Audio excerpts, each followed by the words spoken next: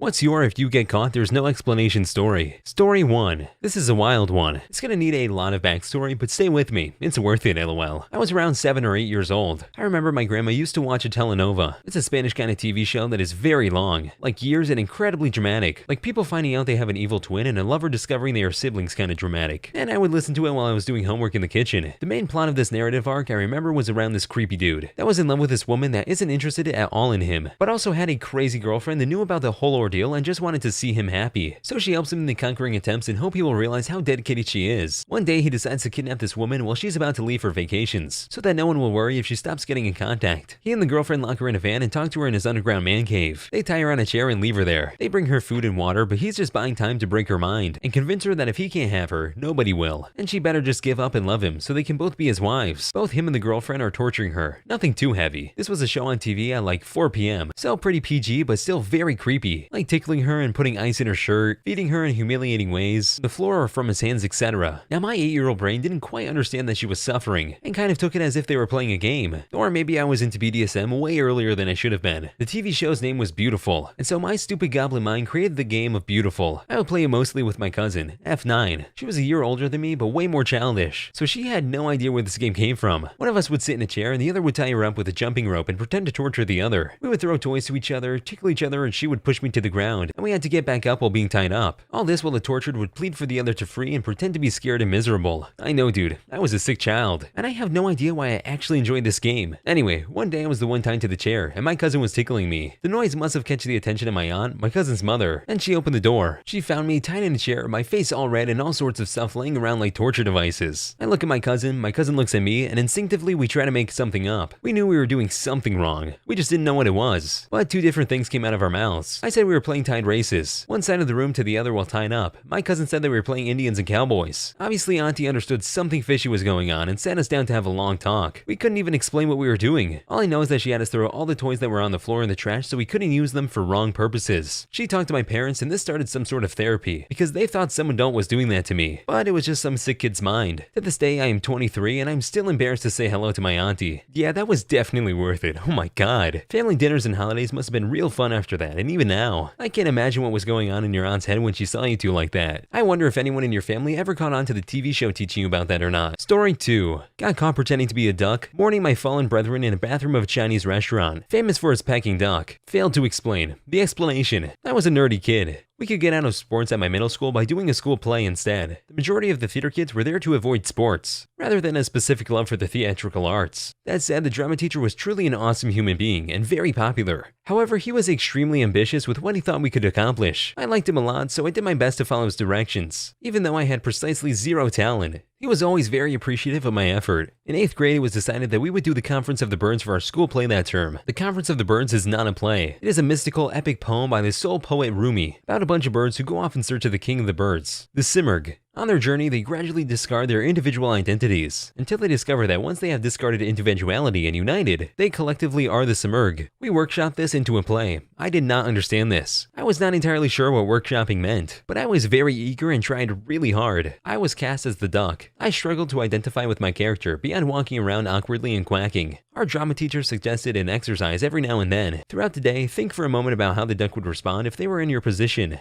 So it was that, sitting at the dining table at the Chinese restaurant, looking at a very tasty perking duck, 14-year-old me decided to go to the bathroom and really feel out how a duck would respond to the roasted, seasoned, and sliced up corpse of its brethren. I never really heard anguish quacking beforehand, but gave it my best shot. I got a bit too into it, alarmed the other bathroom goers, and my parents were summoned by concerned staff. I did not even know how to begin to explain. Imagine just being at a restaurant and being like, hey, I gotta go do my business, I'll be right back. To then have to listen to some teen start quacking as you're just trying to take a dump. I've heard a lot of funny stories in a public bathroom, but this one takes the cake. Story 3. Backstory. I once had such bad depression, functioning as a person became hard. My mom stopped by, no-knocked several of my close people then, brought groceries so I could try and eat better. Surprise, I don't want to cook, so I was hungry for a while. But she got me mangoes. Now I love mangoes, but only at a correct ripeness, so it's hit or miss. I sat down on the couch with one so sure it would be bad. It was so good. It was the first thing I'd been happy or surprised about in what seemed like forever. No way I could have explained. I ripped into that mango in the middle of my living room, and I mean ripped. I'm talking juice going all down my hands, down my face, huge bites. I don't know why, but at one point crouched down and my cat was just sitting under me licking my hands as I ate. I must have looked savage, and I'm so happy no one walked in to check on me right then. It was a super low point and it woke me up a bit, but maybe that was just the mango. Edit. I honestly didn't think anyone would read this. Thank you for the awards, kind stranger. I have never gotten one before. And thank you everyone for your support and mango love. As someone who isn't too fond of mangoes, I really want to go grab a mango right now. Story 4. This woman I used to babysit for got picked up for drug trafficking. Must have been a big hit because I'm visiting a friend next door to her place one day, and the cops are hauling out pretty much everything she owns. Now I liked babysitting for this woman. She paid me a truckload of money and had all the best NES games. Kirby Superstar, Super Metroid, Chrono Trigger, and I'm watching these cops carry stuff out, and one has all her Super Nintendo games shoved in a paper bag. I very nearly blurted out, "Hey, those are mine. I left them here while babysitting." I wanted to, but I realized I had nothing to back that up. And they would know I was basically trying to steal those games in a heartbeat, so I didn't do it, because there would have been no explanation except maybe a shrug and a, "Come on man, Chrono Trigger," and hope one of those cops was as big a gamer as I was. Story 5. I was in a camp shower, stalls not open, when an unaccompanied kid about 4 years old started crawling into my stall from below the floor. I was telling him to scram, but he wasn't listening. It was only us in the showers at the time. I had no idea where his folks were. I scrambled to put my clothes on, still soaking wet. When it was clear this kid was bent on getting into my stall, I rinsed the soap out of my hair with the clothes on and then took the kid by the hand to find his parents. Had I been caught in the shower with a stranger's child, I'd have had a very difficult time explaining it. I found his mom frantic about 5 minutes later. I guess the kid was looking for his dad, who he heard was in the showers, and thought I was him. I don't know how you kept your cool and didn't just start screaming. That sounds like something straight out of a horror movie. I hope you got to go take the rest of your shower in peace after all that. Story 6. I was with friends at a local park late at night, like 2 or 3 a.m. Parks close at 11, and a cop doing his drive-through check of the park found me and my 2 friends sitting in a picnic area, and we definitely were not supposed to be there. We had all gotten stoned and hatched a ridiculous plan to mess with our other friend. The cop approached us while we were all laughing hysterically with a huge bag of potatoes in front of us, while we drew sexually charged images on the potatoes with Sharpie markers. It was rough trying to explain to him that the penis potatoes were supposed to be a practical joke. We were going to leave them all over our friend's lawn. Somehow he was fine with that and told us to go take our potatoes and go somewhere other than the park. I still remember that night fondly. What a cool cop. He must have had a friend group like yours when he was younger or something. Story 7. I was getting ready for a New Year's Eve party and decided I needed to shave, but didn't have any aftershave or shaving cream. So I used a little bit of watered down vodka just to make sure everything was fresh, but I sort of gave off the smell of vodka. Then I realized I needed to pick up drinks for the party, so I went to the liquor store. I got kinda lost in the neighborhood because there are a lot of one-way streets, and kept repeatedly passing a police car hanging out at a corner. I realized how suspicious I would look driving around New Year's Eve smelling like vodka on my way to the liquor store. Luckily, everything went fine with me and my friends. Partied in my basement and then Ubered to a bar. I'm sorry, are you saying you use vodka as shaving cream? Or did I read that wrong? Please tell me I read that wrong.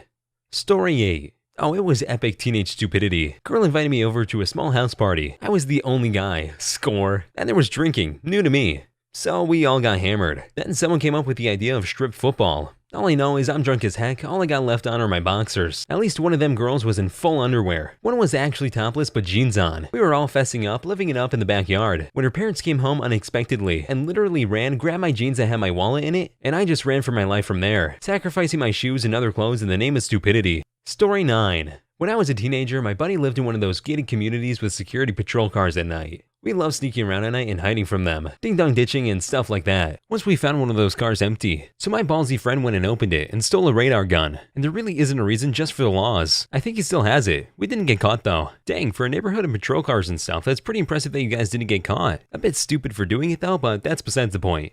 Story 10. Flew on a major airline with a razor blade hidden in my phone case. I was meaning to buy one to peel the window tint off my car, but I found one at work in a drawer. I didn't have any way to safely carry it, so I put it in my phone case behind my phone. I died when I was on the beach and realized what I had done. Threw it in the trash right away before I forgot again. How did they not detect it when going through security? Now I gotta worry about people with hidden blades in their phone cases? Story 11. When visiting a friend, I went straight in. To the wrong house. In their building, people keep their doors open. Made myself a cup of tea, put on the TV, and waited on the sofa for them to return. Called my friend to ask when they're coming. They're at their house. They come pick me up. Oh my god. Imagine if you didn't call your friend and the people came home to just some random guy on their couch watching TV. If I came home to that, it'd be on site. Story 12. My boss left his office door open one time. Was working late that night and went into his laptop to see if he had anything juicy. He did. He had a document with the title something like, "What is wrong with 95th username?" It included a handy list of my character flaws. If I had gotten caught, there would have been absolutely no excuse. That would have definitely ended up in the list of your flaws. Story 13. I got razor burn on the back of my thigh. In order to see where the burns are, I have to bring my face physically closer to the back of my thigh. Cut over to me, face up behind my head as I rub lotion on the back of my thigh, sitting in my office chair watching Lilo and Stitch. Story 14. This reminds me of that old Reddit TIFU post about the guy who was having dinner at his wife's boss's house. I was served very rare beef. Instead of saying he didn't like his meat, he waited until the boss wanted to get something from the kitchen and checked the steak out an open window so he could pretend he ate it. Only the window wasn't actually open, just very, very clean. So the steak slapped against it and fell on the floor, and his wife and the boss noticed. Oh my god, I remember that one. I wonder how they are now. Hopefully still married and employed. Story 15. I had an SUV filled with ducks and a couple chickens in a graveyard around midnight. Me and the other guy happened to have knives out, but that was not related. Got busted by the cops, who threatened to charge us for stealing city property for taking the fowl from a nearby park, but they let us go. We had been waiting there while an accomplice infiltrated the girls' dorm. The plan was to set them into the dorm. Story 16. Stealing a truck and driving it home because the owner had agreed to sell it to me, but he was out of town and wanted to move it before I got towed. But he had the keys and paperwork. It was a short drive, but nervous as heck in a very small cop-saturated town in a hot-wired truck. Story 17. It was a weird bid. I printed out Arabic literature and took it to the bathroom to read, and my mom wanted to know what was taking me so long. I ended up ripping it into tiny pieces over the next 30 minutes and flushing it. That is so unbelievably weird. Story 18. Sophomore year of high school, I showed up with nothing in my backpack but whipped cream, weed, and handcuffs 3 days in a row. If those had happened to be random locker inspection days, I don't know what I would have said. Hope you guys enjoyed the video. Please like and subscribe for more videos to come, or else this spider will be in your bed tonight.